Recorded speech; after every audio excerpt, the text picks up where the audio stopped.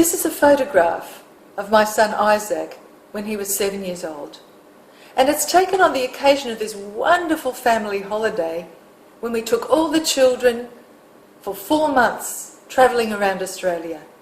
And this particular picture was taken in the Northern Territory. A parent should never have to bury a child. And the story of what happened to Isaac is what I'd like to tell you now. We were all walking together, Indian file, along the edge of Kings Canyon. And if you know what Kings Canyon is like, if you've ever been there are no fences. There is nothing stopping anybody, any tourist or any child, falling off the edge. And it's an awful long way down. Well, there we all were. We had the rule for the children.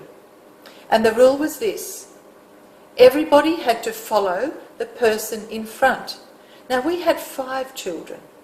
And so we had a parent at the beginning of the line and a parent at the back of the line. And we walked Indian file along Kings Canyon. This was working fine because our children were well behaved and they each followed the person in front and they could see how important it was to obey the rules. Unfortunately, Isaac had in Alice Springs bought himself this new Cobra hat, and it was windy up there at the top of Kings Canyon. And so he was holding his hat down like this against the wind so it wouldn't blow off. And he was walking, following the feet of the person in front. But because he's holding his hat and the brim of his hat down so far against the wind, at one point he could no longer see that the feet of the person in front of him had taken a turn. And Isaac continued walking straight ahead. At that point, something in my mother's intuition told me to look around, and as I looked, I saw Isaac only steps away from the edge of Kings Canyon. And I called out, "Isaac!" Well, ladies and gentlemen, your voice has power. Your voice has music. And music can arouse emotions in us that are beyond anything that words could ever do. Genuine speech arouses genuine emotion. And that's what we're going to talk about in this presentation. Your voice and the way you use your voice is part of your identity. It's what makes you, you. Think about it. If you phone somebody up on the telephone, they can't see you. But anyone who knows you will immediately know that you are you. Because 92% of the meaning of our words is conveyed in the tone and the way we use our voices musically. Only 8% in the words themselves. Imagine the monotony of a solitary confinement cell.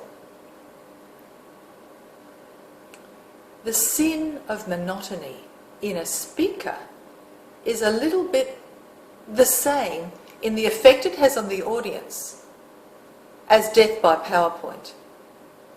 Nothing can kill a presentation quicker than using powerful words in a dull and unconvincing manner. The same volume all the time and the same pitch of tone. If I was to speak to you with the same volume all the time and the same pitch of tone and not modulate my voice musically, or the same emphasis, the same speed all the time, every word the same, this is not a good way to communicate with an audience. That way you'll have the same thoughts, or perhaps no thoughts at all, unless you can separate your thoughts and your phrases from each other. You will never move an audience with your voice.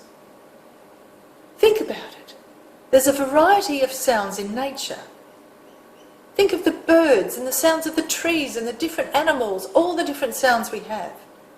Well, the human voice can do that too. And we're going to talk about just how we can do it.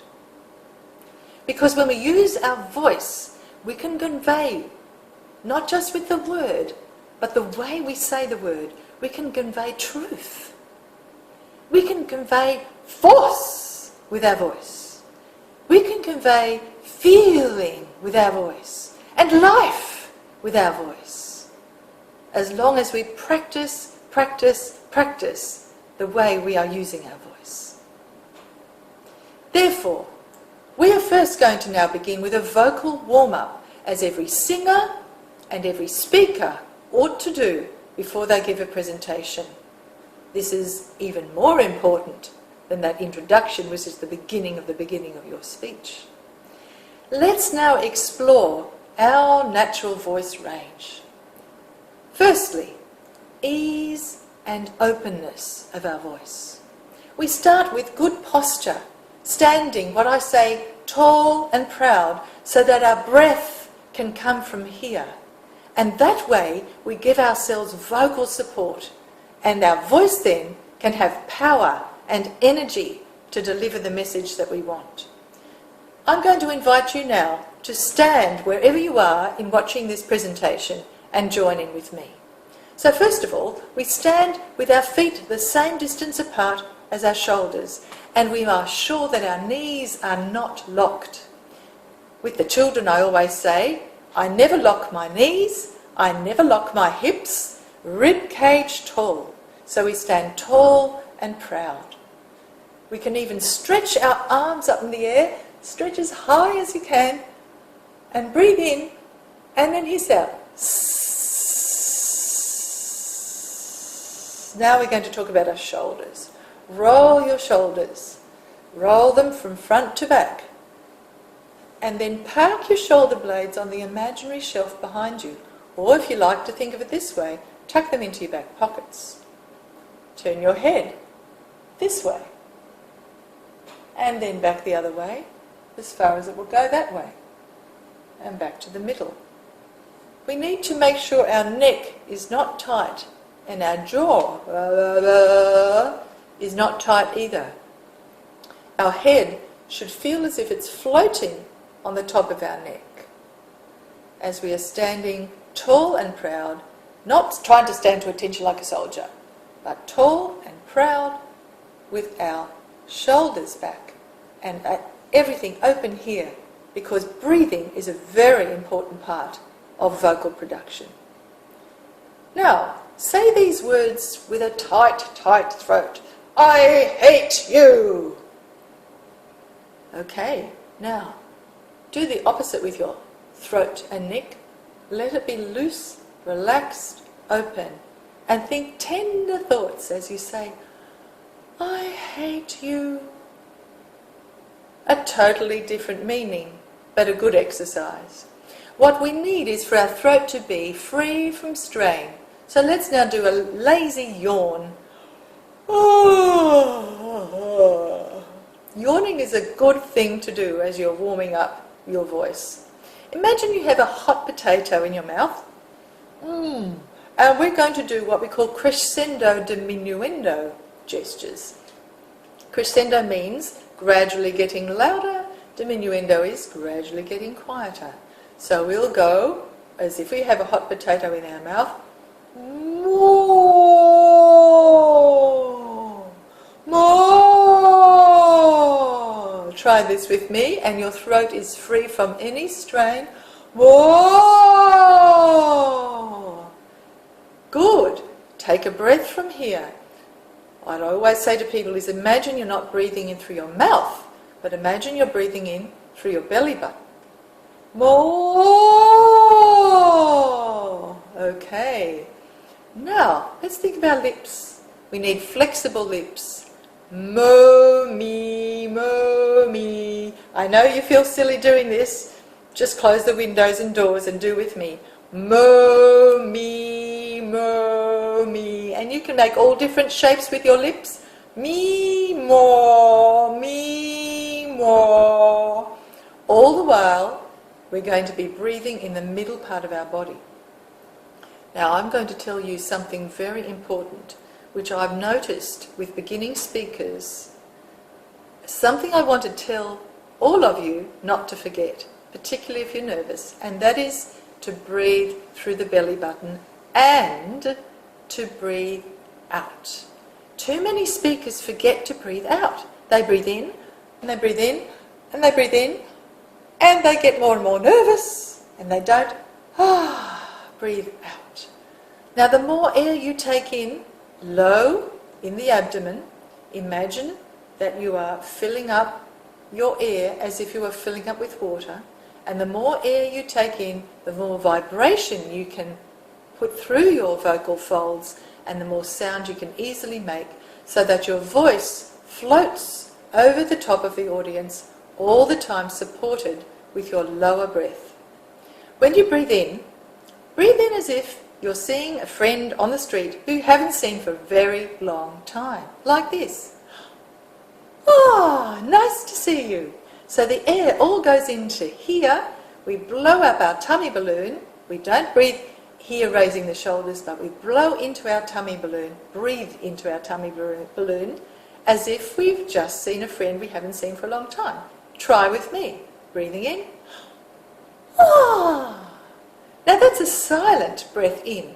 It's not like that, which is bad for your voice anyway, but it's a silent breath in, and a quick one. It goes right into here. Let's try it again. Surprise breath in.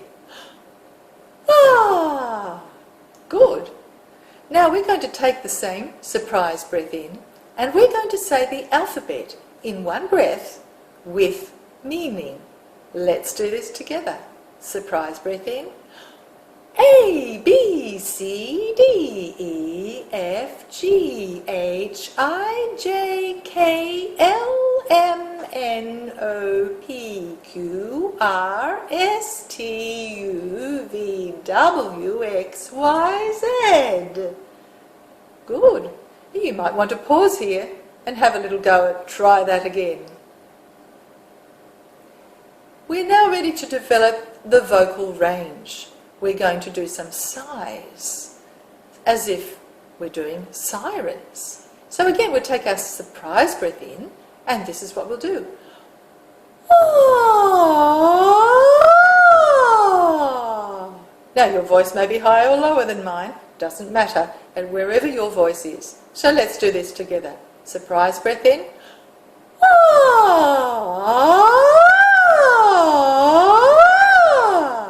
Good. Let's now do it on an ooh sound, a real siren. Breathing in. Ooh.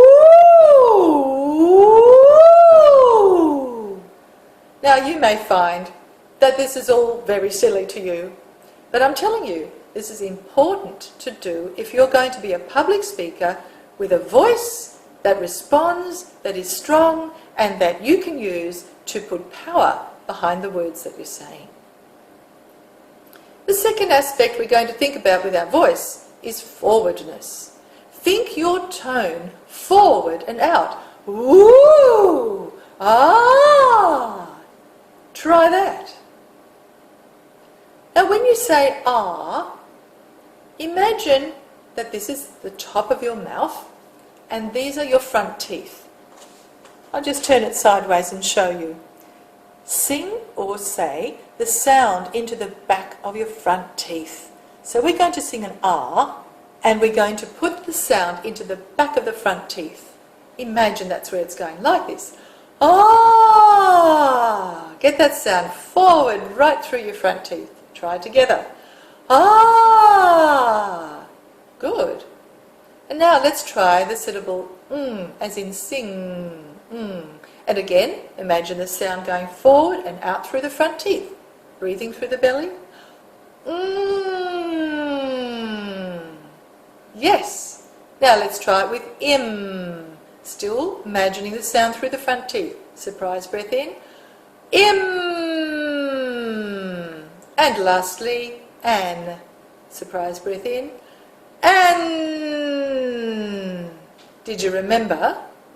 The sound goes through the back of your front teeth, imagining that that's where your sound is going. Now, repeat some words after me. crash, dash. Good. Make sure the sound is going forward and out. Another word. Whirl, buzz. Now put your hand in front of your face and imagine these words hitting your hand. Let's try them again. Crash, dash, whirl, buzz. Well, I hope by now you've got your voice woken up if it's early morning. Another little trick I sometimes do in workshops is I take a bean bag, or if you haven't got a bean bag, a sock. Pause the video, go get a sock out of your drawer.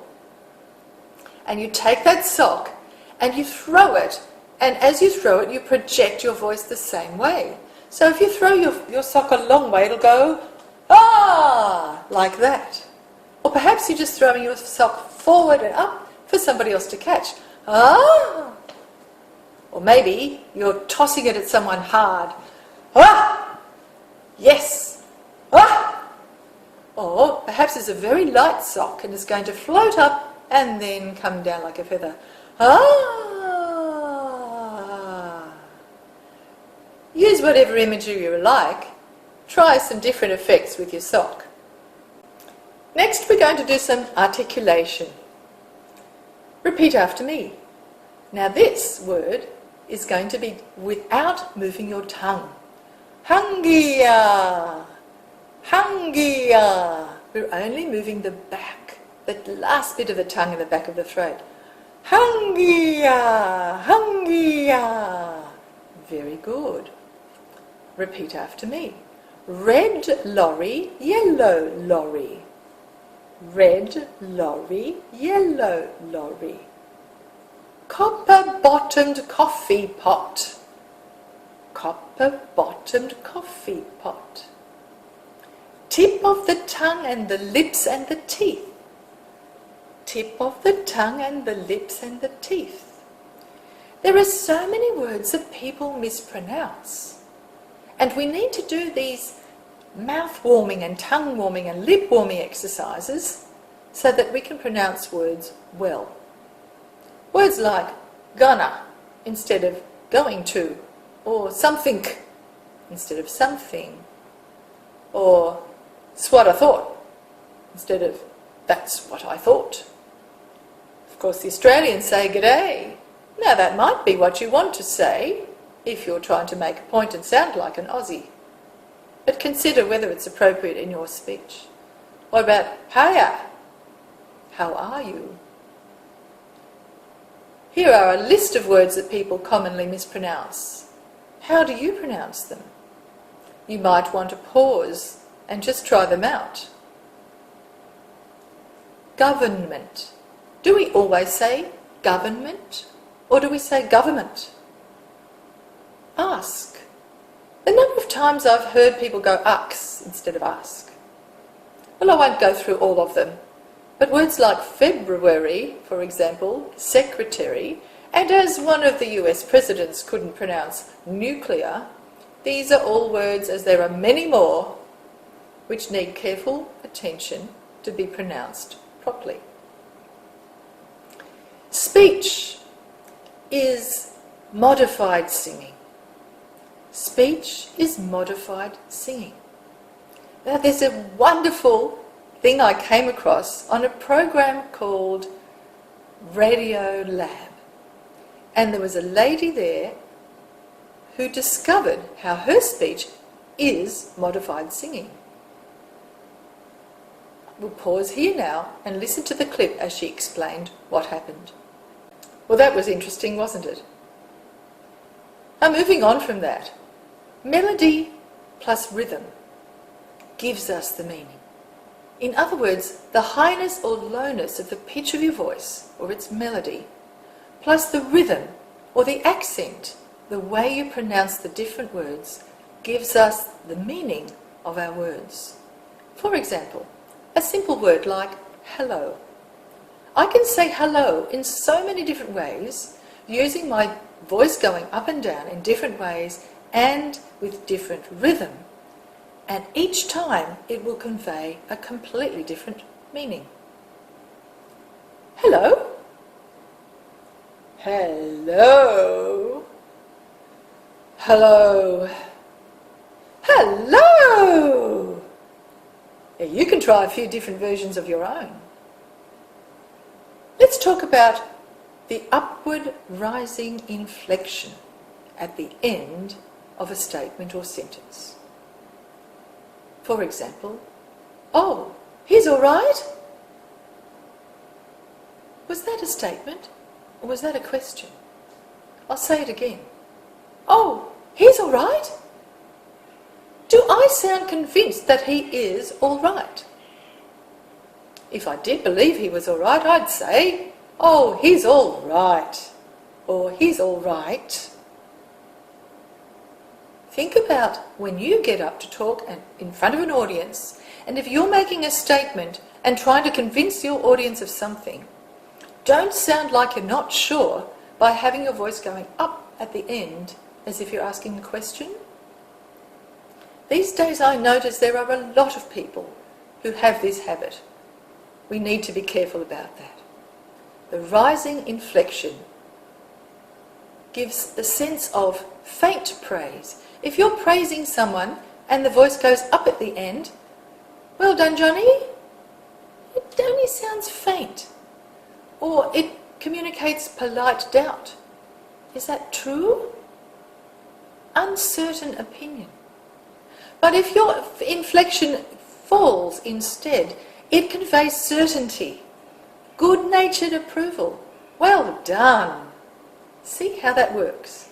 Enthusiastic praise. Good boy. There's a difference in the melody and the emphasis in our voice. If I say, your speech wasn't too bad, that might not sound like I meant it. It might sound a bit doubtful. But if I said, your speech wasn't too bad, now that sounds like I'm endorsing your speech.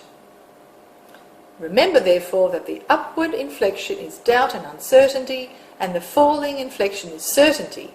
And consider your seminar, your speeches, all your presentations in the way you use the inflection of your voice. Let's say goodbye in different ways. I'd like you to pause the video and practice saying goodbye as if you expected to see that person again tomorrow. Good. Now, this time, say the same word, goodbye, as if you never thought you would meet that person again. Pause the video. Did you say goodbye the first time and goodbye the second time? Or maybe not. But you have your own interpretation of how you said that word goodbye. It's worth pausing and practicing a bit more. Let's try another thing. I have had a delightful time. Now, say that as if you are a frivolous woman at a formal tea. Pause the video.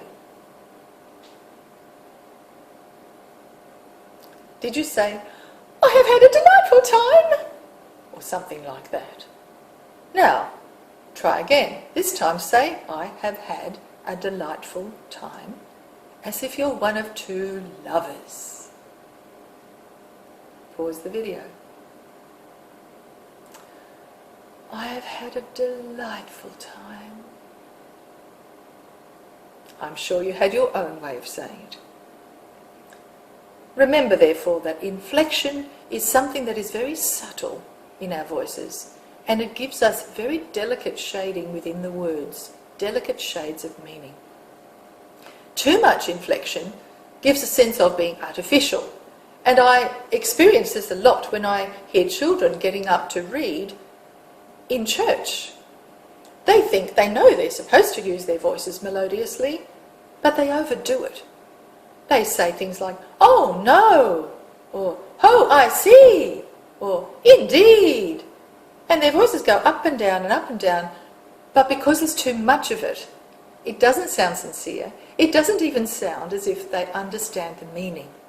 But we know we need to use our voices well so that our inflection and our rhythm gives meaning to the words that we're saying.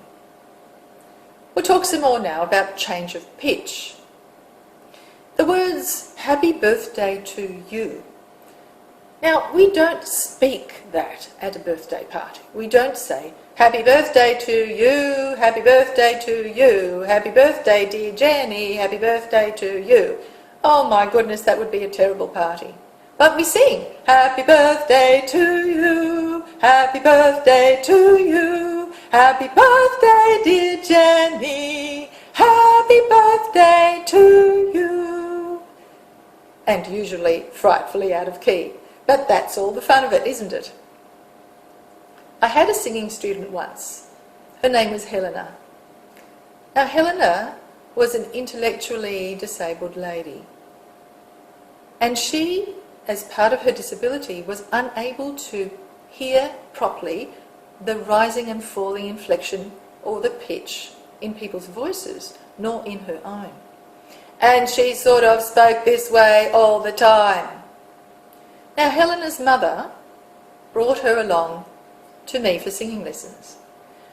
And I started to suspect that if Helena could learn to sing, could find different notes on which to pitch her voice, that perhaps it would also help her speaking voice and therefore her ability to communicate more effectively with people.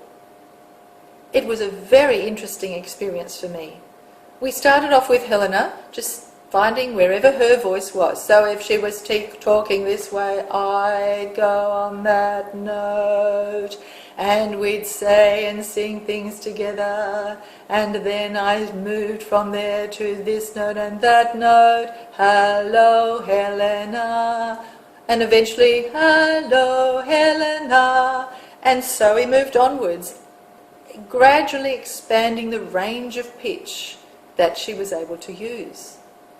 And I did notice, and so did her mum, a change in the way Helena was able to speak and communicate more effectively with other people, all because she was having singing lessons and learning how to use her voice in a more melodious way. When you modulate your voice, you can get attention from your audience. Think of some of the words we use as mountain peak words. That's how I like to think of them. The words that are at the top of the meaning that you're trying to give are mountain peak words. And we alter our pitch for emphasis. Now, this doesn't necessarily mean that we have to alter our pitch and our volume and make those words louder. Here's an exercise. The same thing is written many times here, but each time I've underlined the word that has the emphasis. I intend to buy a house this spring. Now notice I didn't say I intend, but I intend. I altered the pitch of my voice on the first word. Now that means something different to I intend to buy a house this spring. Or perhaps I intend to buy a house this spring. I intend or I intend. Or I intend to buy a house this spring. I'm not going to rent it. I intend to buy a house this spring. Only one. I intend to buy a house this spring, not next year. I intend to buy a house this spring, not autumn, summer or winter. Notice how each time the emphasis I put on was not to make the word louder, although you certainly could do that, but it was the change of pitch or highness or lowness of my voice that gave the emphasis to the meaning. When you change your thoughts, you change your pitch. For example, I'd like to leave for my vacation tomorrow. still. I have so much to do. Yes, I suppose if I wait till I have time, I'll never go.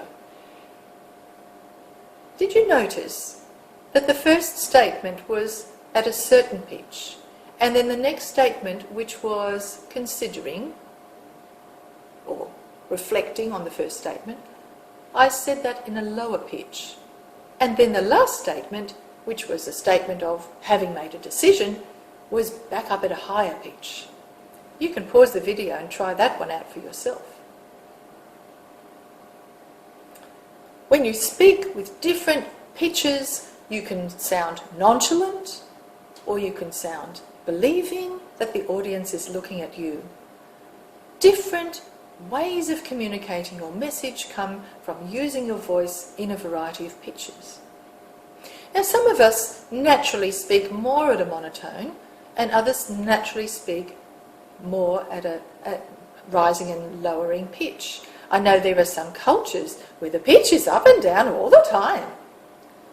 Wherever you are on the spectrum, have a little bit of an exercise with some of these ideas that I've presented now. And if your voice is a monotone voice, see if you can go up and down with some of the exercises we did earlier to achieve more rich meaning in your words. And if you're a person who you feel uses the voice going up and down too much, then again, perhaps even out the pitch of your voice. Where does emphasis come from anyway? Emphasis comes from feeling in your heart, and it reflects the meaning from within yourself.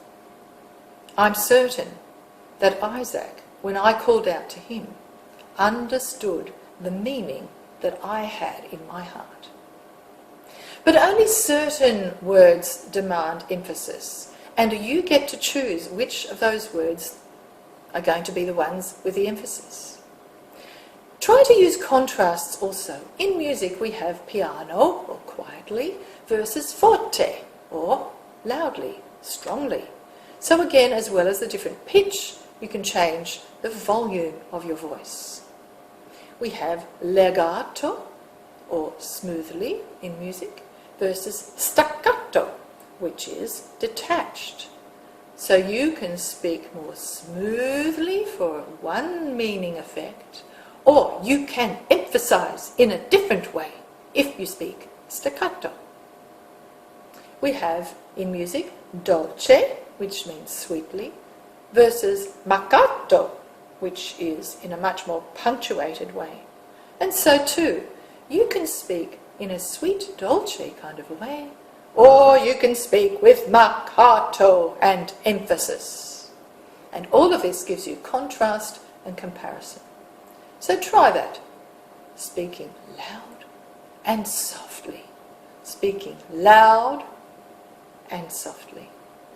Do you know a whisper can also express emphasis?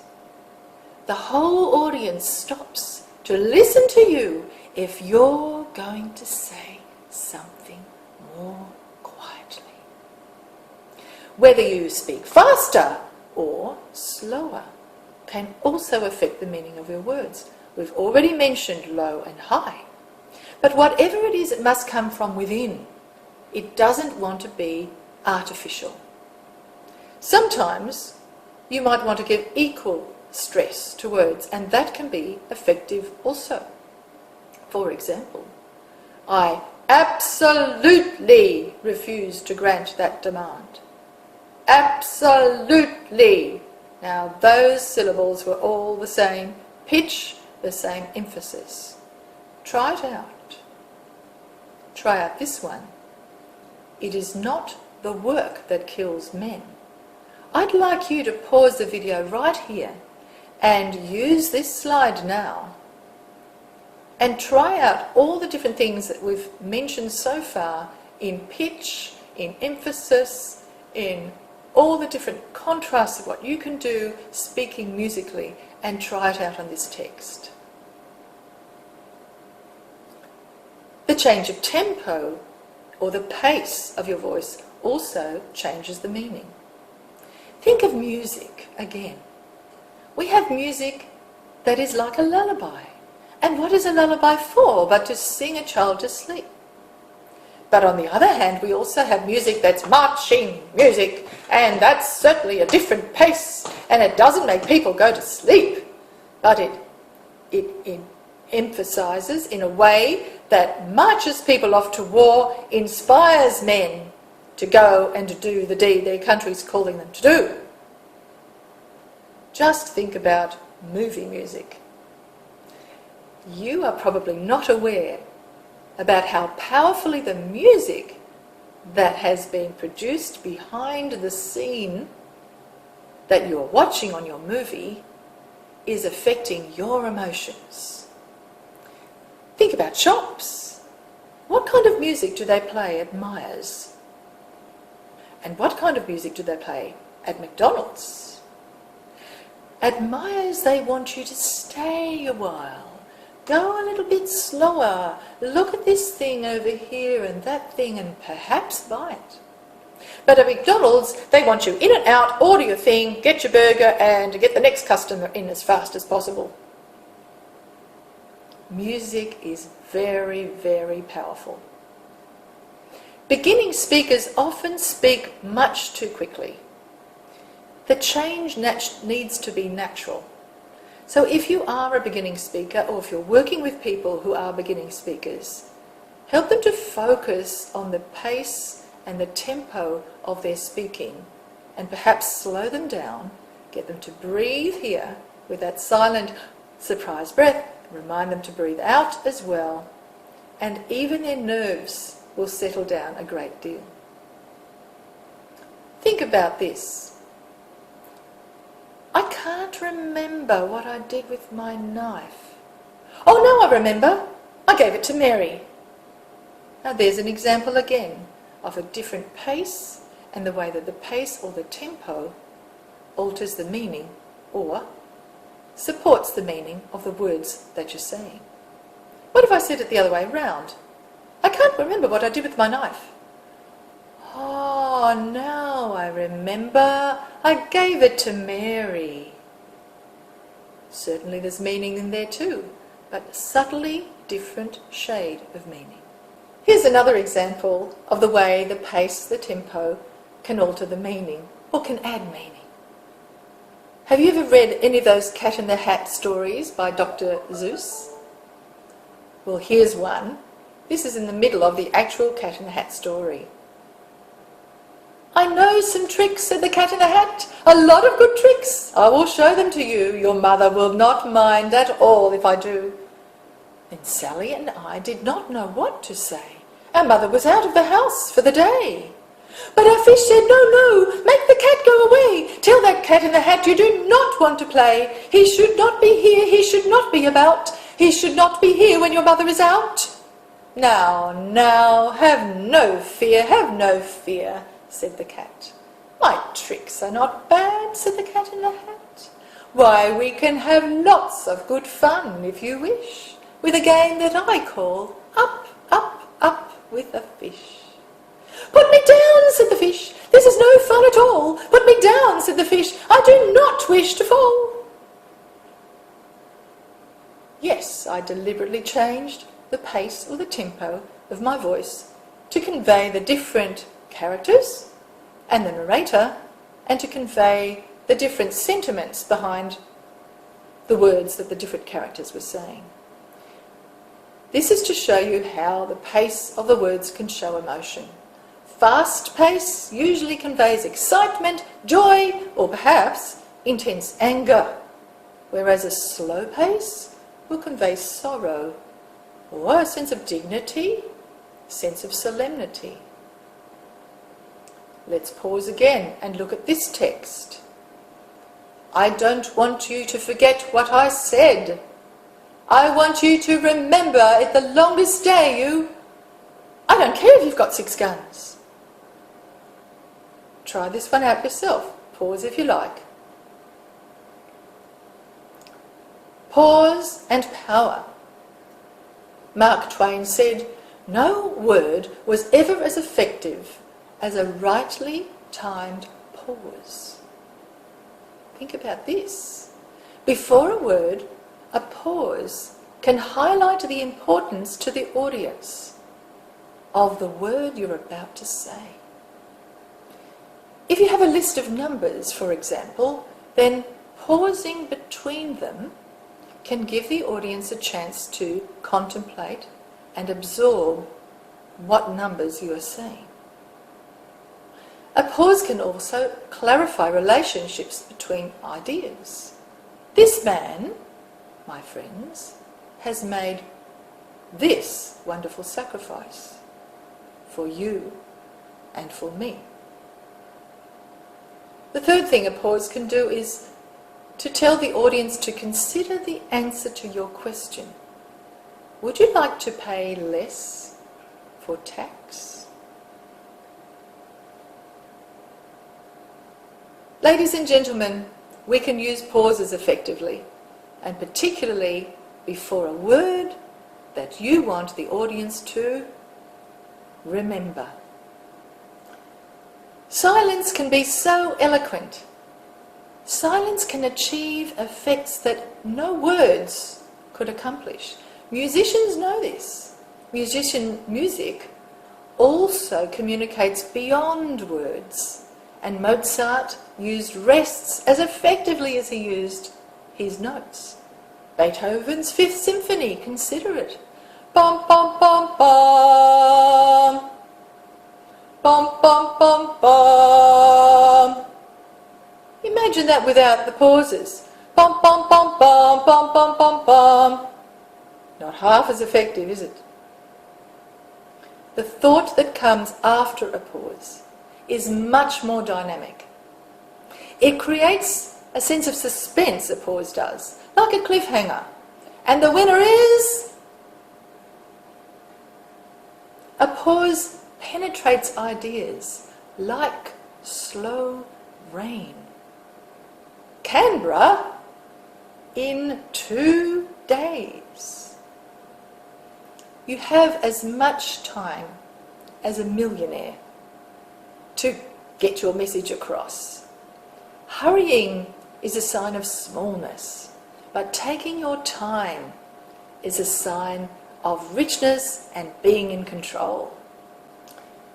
Force. The force in your voice. If you can't speak with conviction, be silent. We're not talking here about loudness, although certainly a big voice can be effective. But if you yell all the time, you'll wear out your voice and possibly do permanent damage. But if you use your voice melodiously and with all the contrasts we've already mentioned, it's much more healthy for your voice. And besides, as I say to the children I work with, never sing louder than lovely. And the same thing could apply to our voices when we speak. Never speak louder than lovely. You want your audience to be able to enjoy the sound of your voice. You don't want them to be covering their ears because you're shouting at them. They won't be very receptive to that. Live with your subject. I'm now talking about the topic you're going to talk about. Whatever that is, live with that subject until you've developed a conviction about it. Conviction about the truth of it. Conviction convinces. If you want to convince your audience, you need to be convinced yourself first. And from that conviction comes this natural ability to use your voice melodiously, expressively, and in a way that will really communicate to your audience the conviction you have and that you're hoping to pass on to them. You need a desire to share your message. If you don't really want to put your message out there, the audience will tell, and they won't gather the message from you. Therefore, you need to have a purpose to want to speak. What is your conviction? What is the thing that you are so emotional about, excited about, convinced about, that you must share with other people? Those are the topics that are best for your speech. And if you have a topic you need to speak about, you don't yet have that conviction, then live with the message until you do. We'll pause again now and look at this slide and read from this slide. Try these out and see if you can read them with conviction in your voice. We've said to speak from your passion. Your voice, your attitude, must give the same message as your words. Therefore, choose topics which inspire your vocal music. In the wild woods, we discover what is really important in our lives, and with that knowing, we face an audience, charged by our passion and grounded in that power. That's when we speak for impact. A quote from Nice, Speaking for Impact, connecting with every audience. General emotion is about feeling, and feeling is more effective than developing a technique. Yes, we need to do those vocal exercises. Yes, we need to develop all the ability to speak, use body language, well-planned structure of speeches, and all the things we've already discussed. But without that genuine emotion, that feeling, the message will not be effective. Think of the Negro woman standing and seeing her daughter being sold into slavery, and the emotion that would inspire her to speak. What words would she say? But how would she say those words? Speak with enthusiasm. And when you do speak with enthusiasm, that is much more effective than any clever, logical reasoning. A genuine speaker has a passionate tenderness for humanity, because a genuine speaker wants to serve humanity, wants to give to humanity. His or her speeches will move humanity, and that's what you want to do. As a mother's voice can arrest a child about to step off a cliff. And here's the child many years later.